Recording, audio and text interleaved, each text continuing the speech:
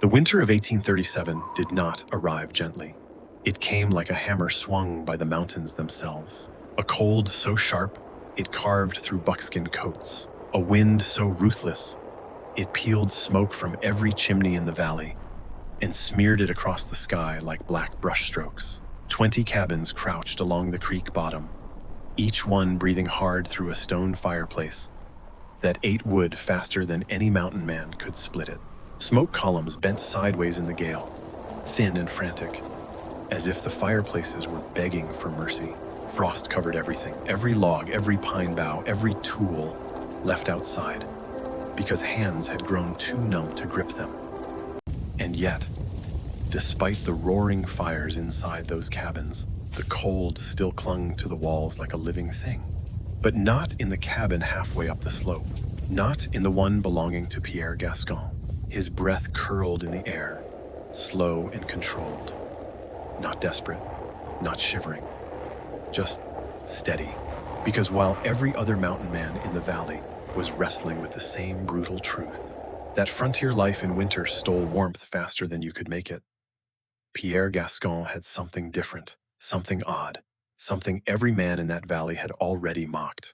An iron box, a foolish stove, no smoke swirling in the rafters, no frantic fire feeding every hour, no frost pushing across the floorboards, just warmth, even, steady warmth, the kind that frontier survival almost never allowed. But we're getting ahead of ourselves. Before the stove, before the warmth, before the mockery and the proof, Gascon lived the same reality as the others. The daily battle of man versus fire, labor versus cold, willpower versus bitter Wyoming wind. And it almost broke him. He stood in his doorway that morning with the snow rising past his boots and understood something he didn't dare say aloud. How did mountain men survive winter when their only tool for warmth wasted 9 out of 10 logs they burned? Even in a place that defined frontier life, fireplaces betrayed the men who built them, because fireplaces gave heat, but they also stole air. They dragged freezing drafts through every crack in the cabin walls, feeding their own flames, while starving the man who depended on them. No matter how many logs Gascon cut, the cold always found a way back in. And that winter, the cold felt personal, like it was testing him, daring him to admit that tradition alone wasn't enough for survival. He stood in his doorway with snow rising to his boots, staring down at the valley where men chopped wood with the desperation of those fighting an enemy they could not defeat. From Gascon's hilltop cabin, he saw the patterns of winter labor written across the land. Wood piles shrinking, trails beaten flat from endless hauling, men hunched over axes with the defeated posture of those who've realized there's no such thing as enough wood. He watched 20 fireplaces spit their heat into the sky, 20 plumes of smoke twisting in the wind, 20 men losing the same battle. One neighbor, a stubborn trapper named Hodge, had already burned through 9 cords of wood. It wasn't even January. Gascon shook his head, feeling a knot of frustration tighten in his chest. Not at Hodge, but at the blindness they all shared. The cold wasn't just weather. The cold was a predator, and a predator didn't care about tradition. He stood in the doorway longer than he intended, listening to the wind scrape across the cabin walls. His breath froze on his beard, turning the hairs stiff. And in that moment, he realized something he'd been avoiding for weeks. If he kept feeding a fireplace, the winter would take something from him he couldn't afford to lose: time, strength, maybe even his life. He'd survived years as a mountain man. He'd fought rivers, storms, hunger, loneliness, but no enemy came after him like the cold. And this winter was only beginning. As he watched the smoke-strangled valley, a memory drifted back, something from years before. A life far from Wyoming, a kitchen in Montreal, a square iron stove, glowing red as his grandmother stirred a pot of soup, a room warm enough that you could take off your coat without shivering. It felt like a different world, almost like a story. But it wasn't a story.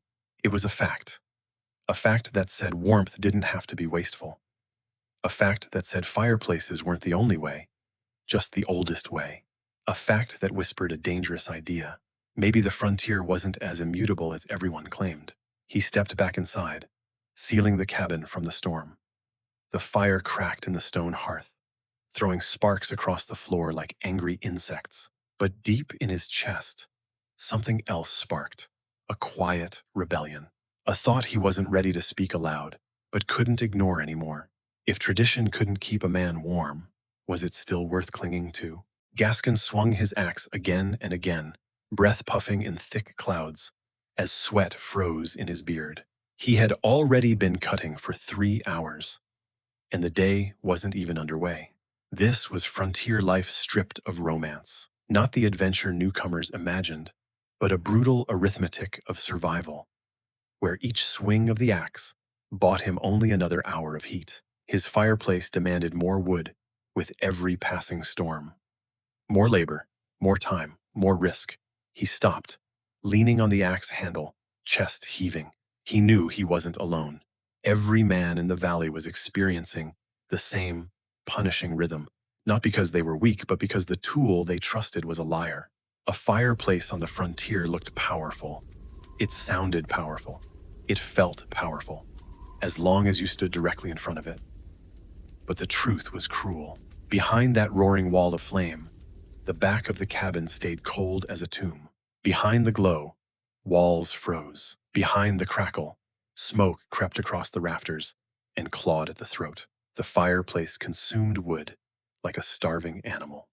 25 to 30 pounds an hour, 400 pounds a day, 15 cords each winter, if you were lucky. Gascon did the math in his head every time he swung the axe. Every cord meant 10 hours of cutting. 15 cords meant 150 hours of back-breaking labor. A month of his life spent feeding a rock pit that barely worked. The wind howled again, colder this time, sharper. It pressed against the cabin walls until they groaned under the pressure, as if the mountains themselves were asking a simple question: how long can you keep this up? Gascon rubbed his numb fingers together. He knew the answer, even if he didn't want to say it out loud. Not long, not like this. Because winter wasn't just cold. Winter was exhausting. Winter stole strength from the bones and hope from the mind. Frontier survival demanded more than grit. It demanded efficiency, and Gascon's fireplace was anything but efficient. He stepped back into the cabin, dragging in an armload of wood. The moment he lifted the fireplace grate, a wave of smoke rolled out, making his eyes water. A cough shook his chest, the kind that never entirely left all winter. He'd grown used to living inside a haze. The rafters were stained black. His blankets smelled like a campfire that never ended. His breathing stayed rough for months. Some men swore that the mountain man cough was a badge of honor. Gascon wasn't so sure. Not anymore. He glanced at the sooty chimney throat, dark with creosote buildup. The stuff clung to the walls like tar, thick and dangerous. He'd heard stories, every mountain man had, of cabins catching fire overnight when the chimney flared like a torch. One man on the Green River lost everything when a spark ignited years of creosote. Some said he barely crawled out alive. Gascon swallowed hard, staring at the dark maw of the fireplace. Could that happen to me? The thought twisted into his gut. A neighbor once bragged he didn't worry because he burned the right wood. Another insisted cottonwood never made creosote. A third swore you could burn potato peels to clean your pipe. Everyone had an opinion. No one truly had an answer. The frontier was full of myths, but myths didn't keep a man warm. He fed 3 more splits into the flames. The fire roared, heat blasted out. And yet, Gascon shivered. Only the air directly in front of the flames warmed him. Behind him, the cabin floor felt like ice. His food store sat near freezing. Anything placed too close to the hearth risked burning. Anything placed too far froze solid. It was survival by inches. A constant dance between too hot and too cold. Cooking, that was a different misery. Holding a kettle over an open flame burned the knuckles. Boiling water took forever. He had to crouch, kneel, shift, and strain his back to keep food from scorching. Nothing was efficient. Nothing was easy. And winter had only just begun. Gascon hung his coat on a peg and sank onto his rough-hewn stool, rubbing his arms as the fire hissed and snapped behind him. The memory returned, uninvited but persistent. Montreal, a warm kitchen, a cast iron stove, glowing in the corner, radiating heat like a small sun. His grandmother smiling as she ladled soup from a pot that simmered effortlessly on the stove's iron surface. A room warmed not by violence, but by design, not by constant feeding, but by steady, controlled burn. He whispered under his breath, almost ashamed, "There has to be a better way." But the frontier didn't reward dreamers. It rewarded conformity, tradition, proof of hardship. New ideas. They were called foolish, they were mocked. But as Gaskin listened to the wind, scouring the cabin walls, as he felt cold creeping back, only minutes after feeding the fire, he knew one truth with absolute clarity. If he didn't change something, winter would take everything he had. The cold wasn't waiting. The winter wasn't easing. And his fireplace wasn't saving him. What he didn't know, not yet, was that the idea forming in the back of his mind would spark one of the most important breakthroughs in frontier survival, that it would challenge the pride of every man in the valley, that it would change how mountain men survived winter for decades. But before all that, he had to make a decision that terrified him more than the cold itself. Summer in the mountains never lasted long. By the time the snows melted, you had only a few months to breathe before winter began sharpening its teeth again. But summer brought one thing every mountain man waited for: rendezvous. Canvas tents flapped in the wind. Horses snorted and stamped. Smoke from cook fires drifted upward in lazy spirals. Trappers, traders, and wanderers moved through the clearing like a tribe gathered from every edge of the wilderness. It was the one time of year when a man could speak to someone who wasn't made of frost and pine. Pierre Gascon arrived late in the afternoon, leading a pack horse loaded with beaver pelts and memories of last winter's misery. The place buzzed with laughter, arguments, bragging competitions, and the clatter of trade goods being handled and haggled over. But Gascon wasn't here for whiskey, stories, or celebration. He was here for answers, and he didn't know it yet, but one trader carried the answer he needed. Between stacks of blankets, iron tools, gunpowder barrels, and bundles of tobacco sat two objects that looked completely out of place in the raw frontier light. Two cast iron stoves, squat, cold, unmoving, like iron hearts, waiting for someone to give them purpose. Gascon froze mid-step. The memory of his grandmother's kitchen returned so vividly he could smell the bread baking. The stove had looked like this: a rectangular iron box, heavy as sin, steady as stone, radiating heat with the stubborn patience of old iron. He approached the wagon slowly, as if afraid the memory would vanish if he blinked. A voice spoke behind him.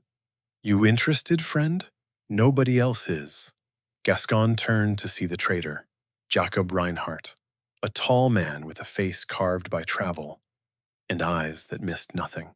Gascon nodded. "I've seen one before, back east." Reinhardt's eyebrows rose. "Then you're the first trapper out here who has." Reinhardt slapped the iron stove with his glove. The hollow ring echoed through the camp. "These came from Pennsylvania. Good foundry work. Reliable. 8 feet of pipe tucked inside, ready to go." Gascon ran his hand over the iron. Cold, solid, uncompromising. "What's the price, he asked. $6, Reinhardt said. "Or pelts worth the same." Gascon felt his stomach tighten. $6 was a fortune. 3 good pelts. Nearly half his winter earnings. Enough to buy supplies, ammunition, and coffee. "That's steep," he said. Reinhardt shrugged.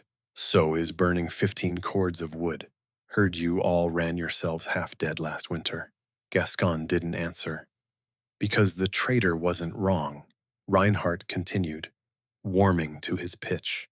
"These stoves, settlers say they use 1/3 the wood of a fireplace. Some say 1/4. I can't swear to the exact numbers, but they burn hotter, They hold heat longer, and they give it off evenly. Gascon's breath caught. 1/3 the wood? 1/4? His mind raced. Could it be true? He imagined cutting 5 cords instead of 15. He imagined sleeping through the night without frost on his blankets. He imagined breathing air that didn't taste like smoke. Frontier survival suddenly felt possible. Gascon frowned, eyeing the stove skeptically. Looks heavy. 150 pounds, Reinhardt said. Your pack horse can manage it. Might have to take the long trail home. Gascon laughed bitterly. The long trail? Everything about the frontier was the long trail. He studied the stove again. It felt like a gamble, a challenge, a whisper of civilization intruding on the ragged edge of the world. But it also felt like hope. What do the others think? Gascon asked. Reinhardt gave a lopsided grin. They think I'm a fool. Waste of wagon space, they say. A real mountain man builds a fireplace from stone. That sort of pride. Gascon grimaced.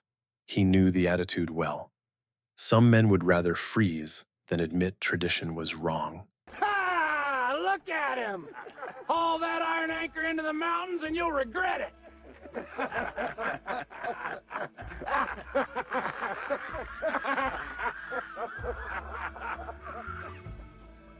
One trapper leaned near, overhearing.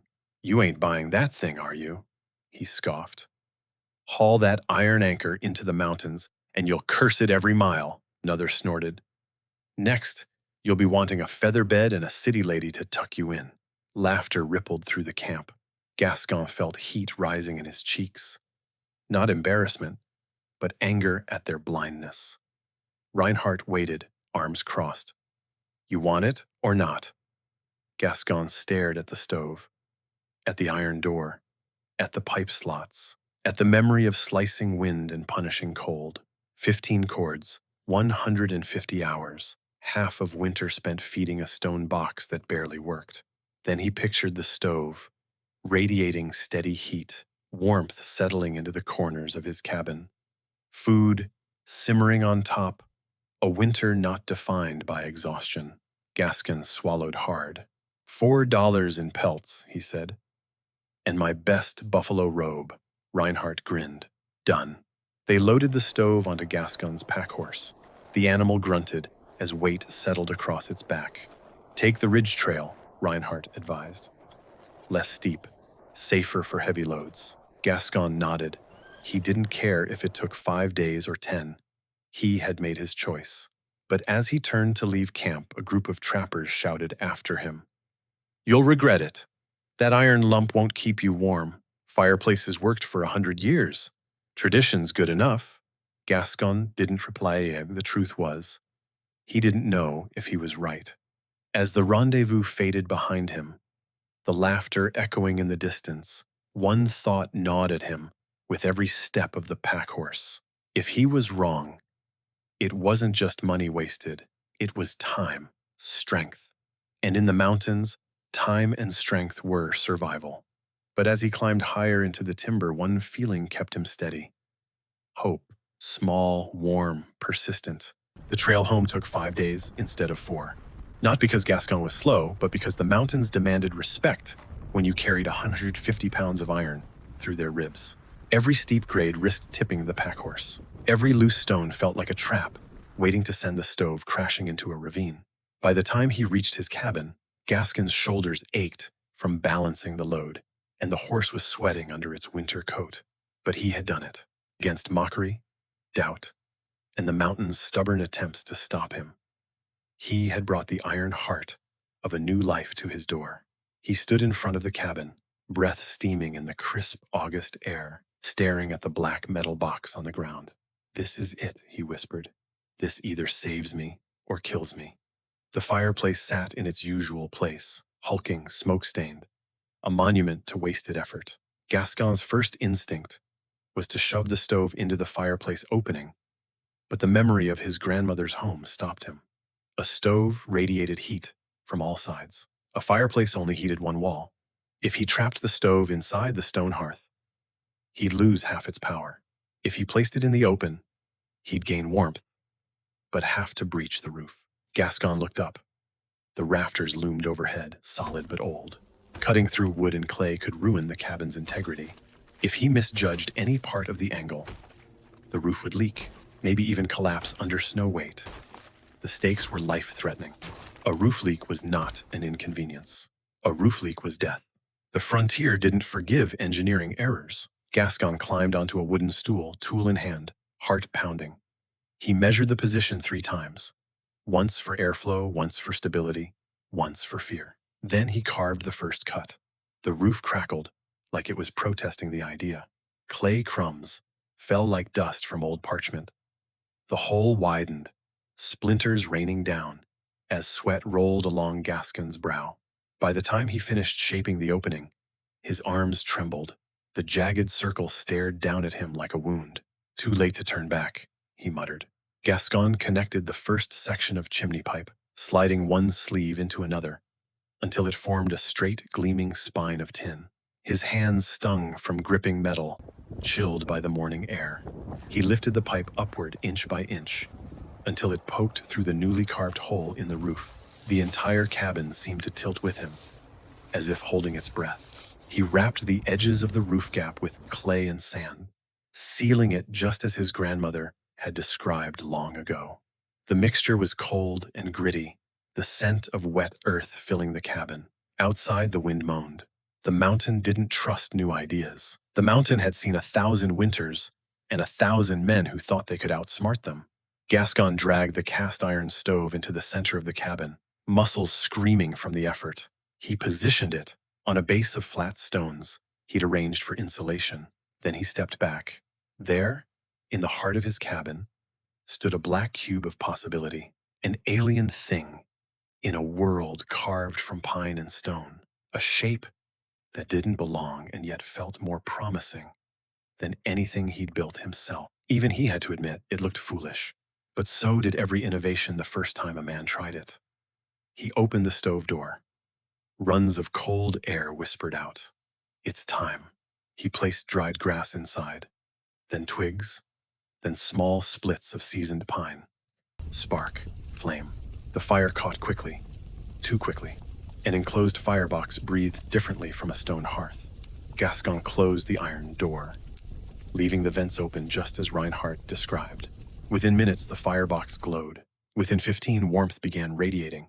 Within 30, the cabin felt different. Not hot, not cold, just even, balanced. The warmth wasn't fighting the cold, it was outsmarting it. Gascon walked to the far corner of the room where winter usually clung, like a starving wolf. Warm, all the way to the edge. He knelt beside the stove, touching the iron surface with the back of his hand. The heat pulsed, not the violent blast of a fireplace, but the steady heartbeat of controlled burn. A quiet, careful warmth. A warmth that didn't vanish the moment he stepped away. The stove radiated strength, but a voice in Gascon's mind whispered, what if the chimney clogs? What if the clay cracks? What if the wind backdrafts? What if the neighbors were right? What if you just dragged 150 pounds of foolishness into the mountains? The fear was real. Every innovation brings fear. But so does every winter storm. He set a pot of water on top of the stove. Within minutes, steam curled upward. His eyebrows rose. This is different. As the sky darkened and the mountains sank into silence, Gascon filled the stove and closed the vents. The fire dimmed into a steady glow, almost like coals resting behind a black eyelid. He unrolled his buffalo robes and prepared for another cold night. But the night never came. Hours passed. The cabin stayed warm. Even the corners stayed above freezing. No sparks threatened to burn his bedding. No smoke stung his eyes. No frantic midnight feeding jolted him awake. He slept deeply. For the first time in years, when he awoke before dawn, the cabin was still warm. The stove still glowing quietly. Gascon stared at it in disbelief. What have I done? He whispered. I've changed everything. The first real storm of the season arrived without warning. One moment, the mountains were quiet, resting under a gray December sky. The next, the Wind River Range exhaled a roar that rolled down the slopes like an avalanche of sound. Gascon stepped outside, just long enough to feel the change, the kind of cold that didn't simply pinch the skin, but reached straight for the bone. Snowflakes whipped sideways, sharp as grit. Clouds piled high above the ridges, like dark fortresses preparing for siege. This would be the kind of blizzard that decided a man's fate. This would be the test. His stove glowed softly behind him, warm and confident. But the storm didn't care about confidence. It cared about truth. And this night would reveal whether Gascon's gamble had been wisdom or a fatal mistake. Gascon pulled the door shut behind him as the wind slammed like a battering ram. The stove radiated warmth across the room, a calm breath against the chaos rising outside. He loaded the firebox full, split pine, dried spruce, and a handful of dense aspen he'd saved for emergencies. He adjusted the vents precisely the way Reinhardt described, open just enough to let the fire breathe, closed enough to slow the burn. The flames settled into a deep, controlled glow, the heartbeat of an efficient wood stove, a force very different from the chaos of a fireplace. But even as he watched the iron box radiate steady warmth, Gascon felt unease creep across his skin. What if the chimney clogs with creosote tonight? What if the wind drives smoke back into the cabin? What if the draft fails under the weight of the storm? He'd cleaned the pipe carefully after installation. He'd burned hot fires to keep the soot loose. He'd stored his wood dry. But doubt is a stubborn companion in frontier life, and doubt thrives on storms. As the storm intensified, the cabin shuddered. Wind clawed at the eaves. Snow scraped against the roof like sand on a drum. In a stone fireplace, this was the moment the room filled with smoke, when the draft reversed and the fire coughed hot embers across the floor. But the stove held its line. Gascon watched the chimney pipe carefully. The iron walls glowed with heat. Warmth radiated evenly across the cabin, settling into corners that had always been frozen before. He checked the vent once, then again, then sat beside the stove with a mug of boiled coffee, letting the warmth soak into his hands. The temperature inside the cabin was nearly unbelievable, comfortable, even, effortless, and all with a fraction of the wood he would have thrown into the fireplace by now. But the storm wasn't finished. This was only the opening assault. For 2 hours, Gascon listened to the storm hammer the world outside. He listened for cracks in the roof frame, for the groan of failing timbers, for any sign that cutting a hole for the chimney had weakened the structure. Nothing gave way. He listened for smoke creeping back into the cabin, for the hiss of creosote flare, for the rattle of a pipe shaken loose by the wind. Nothing failed. Instead, the stove continued its slow, relentless burn. Even when the wind seemed to scream demands through the chimney pipe, the draft held steady, tugged upward by the heat inside. Gascon exhaled, shaky, but relieved. At the fireplace, he would have been feeding logs every hour, throwing fuel into an open throat that burned through wood like a pack of wolves tearing into meat. Here, he hadn't touched the stove in hours, and still the cabin radiated warmth. Near midnight, the blizzard reached its peak. Wind slammed against the cabin so violently, the floor trembled. The roof moaned like a living creature. Snow piled against the walls until Gascon could feel the pressure from inside. He sat upright on his bunk, knife in hand out of instinct. Not because a knife could stop the storm, but because storms awakened every primal instinct a man possessed. The stove glowed red in the darkness, a quiet guardian, a small sun forged from iron and stubbornness. Gascon felt a knot form in his throat. If this works, if this stove holds, I may never fear winter again. When morning finally arrived, it did so without ceremony. Thin light filtered through the fogged window. The storm had passed, leaving silence so heavy it felt like a blanket. Gascon rose slowly, expecting his breath to frost in the air, as it always had after a night of storm-fed fireplace sleep. But the air was warm, not lukewarm, not barely survivable, truly warm. He touched the stove, still radiating, still releasing heat from the fire he'd banked before midnight. Gascon stood there for a long moment, staring at the stove with something close to disbelief. "This changes everything," he whispered. He opened the stove door, Coals still glowed softly inside.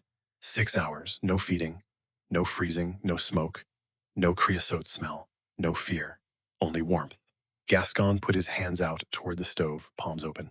Last winter, he would have already been outside, chopping the day's first load of wood. Last winter, he would have been coughing from the fireplace smoke. Last winter, he would have been freezing even with flames roaring behind him. But now, 5 cords instead of 15, a warm cabin instead of a smoky cave, a rested body instead of a broken one. For the first time, Gascon understood that survival wasn't only about grit. It was about choices, tools, innovation, ingenuity, a better way, even if others mocked it. And he felt something rare in frontier life: hope. If stories like this stir something in you, the quiet bravery, the stubborn ingenuity, consider joining our frontier community here on Winds of Thought. It's where forgotten innovations and untold stories still have a place by the fire. For weeks after the blizzard, the valley lay buried under drifts so deep they swallowed fence posts. Smoke curled from chimney mouths like exhausted sighs. You could tell which cabins were losing the winter simply by how hard they breathed. But one cabin breathed differently. While others burned wood faster than they could split it, Gascon's woodpile barely shrank. The iron stove radiated steady warmth day and night, a quiet miracle in a season of scarcity. News travels fast in the mountains, especially news that doesn't make sense. By mid-January, the first knock came. Gascon opened it to find Luke Batard standing there, snow crusted on his coat, beard frozen into white thorns. Batard was a man who prided himself on doing things the way real mountain men do them. Tradition ran through his veins like sap through pine. He stepped into the cabin and froze mid-step, not from cold, from shock. "What in God's name?" Batard murmured, voice trailing off. He turned slowly, taking in the evenly warmed air, the absence of smoke, the lack of frost on the far walls. Gascon leaned against the table, arms crossed. "Storm treated you rough?" Batard scowled. "6 cords gone already. Chimney clogged twice. Had to fix it in the wind. Nearly broke my damn neck." He circled the stove cautiously, as though it might bite. "This thing, it really worked?" Gascon shrugged, trying not to appear too proud. "It kept burning all night. Didn't lose heat." Batard crouched, touching the iron surface lightly. "Doesn't smell like creosote." His tone held disbelief, suspicion, and something else he rarely showed: respect. "Still think fireplaces are better?" Gascon asked. Batard hesitated. "A fireplace is honest," he muttered. "Built it with my own hands. A mountain man should rely on his own labor, not some eastern foundry." Gascon laughed softly. "That labor almost froze you last night." Batard shot him a glare. "Don't get cocky. This is one storm." Gascon poured him hot coffee. The mug warmed on the stove's edge, not scorched above flames like in a hearth. "Stay a bit," he said. "See how it holds." Batard stayed, and he saw. Within days, 2 more trappers arrived, men Gascon barely knew, but who had heard about the warm cabin on the hill. One stepped inside and immediately frowned. "Feels like summer in here." Another sniffed the air. "No smoke. How?" Gascon explained as simply as he could. "The stove traps heat instead of throwing it up the chimney. Burns 1/3 the wood." The disbelief was palpable. "That ain't possible." "You're lying. You must be burning oak. Or cottonwood. I told you cottonwood don't make creosote." Gascon shook his head. "It's the stove, not the wood." They crowded around the iron box like it was a religious artifact. Each man had a theory. One insisted steel stoves worked better than cast iron. Another claimed a catalytic pipe could burn the smoke itself. Someone swore his grandfather used to clean creosote with aluminum cans. Everyone had an opinion. No one had understanding, until Gascon lifted the stove door and let them feel the steady burn. Silence, the respectful kind. By early February, Gascon's cabin had become a pilgrimage site. Men arrived from as far as 30 miles away. Some came quietly. Some grumbled the whole hike. Some stomped inside, demanding to see the foolish stove. Every one of them reacted the same way. A stunned blink, a slow nod, a grudging admission. This might actually be smarter. I burned 8 cords already. You've barely dented your pile. You sleep all night? Don't the pipe clog? What about backdraft? How's the cooking? Gascon answered every question with patient honesty. And the more he answered, the more he saw something shift in their eyes. The shift that happens when a man realizes the thing he mocked is the thing that could save him. One evening, the oldest trapper in the valley, Elias Dern, trudged through the snow toward Gascon's cabin. Dern was a relic of the early mountain man era. Quiet, grizzled, stubborn as a mule, he stepped inside, stopped, looked around. Gascon waited. Finally, Dern said in a low voice, "I've been freezing for 30 years." Gascon nodded. "I know." Dern approached the stove slowly. Always thought iron was for cities. Thought a man should make his own heat, not buy it. He tapped the stove lightly with a knuckle. But maybe I've been too proud. Gascon felt something warm rise in his chest, something deeper than stove heat, respect, validation, connection. Dern looked him in the eye. "You think Reinhardt's bringing more of these to summer rendezvous?" Gascon smiled. "Count on it. By the end of winter, more than half the valley planned to buy stoves. Some offered pelts, some offered horses. One man offered his entire next season's catch. Just get me one," he begged. "I'm done feeding that stone monster." Frontier survival had turned a corner. A new method was rising, not because someone preached it, not because someone forced it, but because a single winter had proven the truth. Efficiency wasn't weakness, innovation wasn't foolishness, and pride wasn't worth freezing for. Gascon stood outside his cabin one March morning, watching men trudge home through melting snow, each one changed in some small way. These were men who once laughed at the stove, men who called it an iron anchor, men who said no real mountain man would drag 150 pounds of foolishness into the hills. Now they were believers, even if they die before admitting it. Gascon touched the warm iron surface inside his cabin and felt a swell of quiet triumph. Not arrogance, not spite, just the satisfaction of a man who trusted evidence over tradition and survived for it. He looked toward the distant rendezvous grounds where traders would soon gather. Next summer, stoves wouldn't be novelties. They would be necessities. And the frontier, stubborn as it was, would never be the same. Winter loosened its grip slowly that year, as if reluctant to admit defeat. Snow melted into icy streams that ran through the valley like silver blades. Birds returned in cautious clusters. The bitter silence of the season softened into the creak and groan of a world waking up. Pierre Gascon stepped outside one morning to a sensation he hadn't felt in years, warmth on his skin that didn't come from a fire. For the first time since he'd chosen this mountain life, he hadn't spent winter cutting wood like a man fleeing death. He hadn't coughed smoke. He hadn't woken with frost clinging to his blanket. Instead, he'd slept deeply, breathed clean air, and kept strength in his arms and back. But the true measure of change wasn't what he felt inside his cabin. It was what he heard across the valley. Silence, and not the silence of exhaustion. The silence of men who weren't chopping wood every dawn. The silence of men who were resting. Gascon smiled. The mountains themselves felt changed, as if they too acknowledged the shift. The stove had done more than heat one cabin. It had rewritten the frontier's unwritten rules. By June, trappers from across the region converged at the rendezvous site. Smoke from dozens of cook fires drifted upward. Laughter echoed across the meadow. But this year, something was different. Men weren't talking about pelts. They weren't boasting about gunshots or bear encounters. They weren't arguing over whiskey or horses. They were talking about stoves. "I burned 6 cords instead of 15. My cabin never filled with smoke once. My kids slept warm for the first time. You can cook on it, right on the top.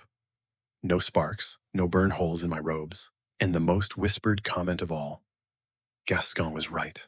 Gascon felt heat rise to his cheeks. He wasn't a man who enjoyed attention, but he was a man who appreciated truth. He spotted Reinhardt's supply wagon near the river. This year, the wagon brimmed with iron. 4 stoves already gone. 3 more being haggled over by desperate trappers. Reinhardt saw Gascon and broke into a grin. "You did this," he said. "You started something." Gascon shook his head. "The stove did." But Reinhardt laughed. "No, the stove sat in my wagon for a year. You're the one who dragged the future into the mountains." Throughout that week, Gascon answered questions from men who had once mocked him. They leaned close, asking about draft control, pipe angles, creosote, moisture, and wood choices. Their pride had been broken not by argument but by winter. Men who scorned innovation now embraced it like a lifeline. One young trapper asked, "Why didn't we switch sooner?" Gascon thought for a moment. "Because tradition is a cage. Because pride can be a kind of cold. Because men believe suffering is proof of strength." But he simply said, "Sometimes it takes one winter to see the truth." From the far edges of the camp, Gascon watched as cast iron stoves were loaded onto horses and mules. The animals stumbled under the weight at first, just as his had. Men cursed and fussed and argued over straps and ropes, and Gascon felt a strange warmth, not from iron this time, but from witnessing something rare, frontier evolution. Gascon lived long enough to see the shift ripple across the mountains. Some years later, when he worked as a guide, he passed cabins glowing with warm, even heat. Cabins heated not by roaring stone fireplaces, but by steady iron hearts that hummed through the night. He'd walk past windows fogged with vapor from simmering pots, past chimneys barely whispering smoke. He'd smile, knowing the truth. Once a man tasted comfort, he never went back to misery by choice. The old fireplaces didn't vanish entirely. Some men kept them for nostalgia. Others used them for atmosphere. But nobody who depended on winter warmth trusted a fireplace alone. The stove had become more than a tool. It was a symbol of frontier intelligence, the idea that survival wasn't just about muscle, but about choosing the right method. Pierre Gascon aged like the mountains he lived among, weathered, scarred but steady. He trapped less, guided more, and eventually settled near the Utah trails, helping families crossing westward. Sometimes he told them about the winter that almost broke him. Sometimes he told them about the stove that saved him. Mostly, he watched the young people listen with that mixture of curiosity and disbelief only youth can muster. He didn't mind. Progress rarely announces itself. It starts as a whisper, then becomes a story, then becomes tradition. By the time Gascon died in 1868, most frontier cabins had iron stoves. His own had given him nearly 20 winters before the iron cracked. And that stove, that foolish, doubted, mocked stove, had saved him 2,000 hours of labor over its life. 2,000 hours he spent living instead of struggling. 2,000 hours the mountains couldn't steal from him. The frontier is gone now. The old cabins have collapsed. The men who lived in those winters are dust, but their choices remain. Every efficient wood stove built today, every EPA-certified heater, every airtight firebox, every well-designed flue carries inside it the same principle Pierre Gascon proved on a frozen night in 1837. Enclosed heat is smarter than open flame. Ingenuity outlasts tradition. A better method will always outshine a familiar one. Gascon never set out to inspire anyone. He only wanted to survive. But sometimes survival is the spark that lights a revolution. If you believe these lost frontier truths still matter, if you value stories where ingenuity, grit, and quiet courage shape the world, then stay with us here on Winds of Thought. There are more forgotten lives, more hidden innovation, and more firelit stories waiting to be told.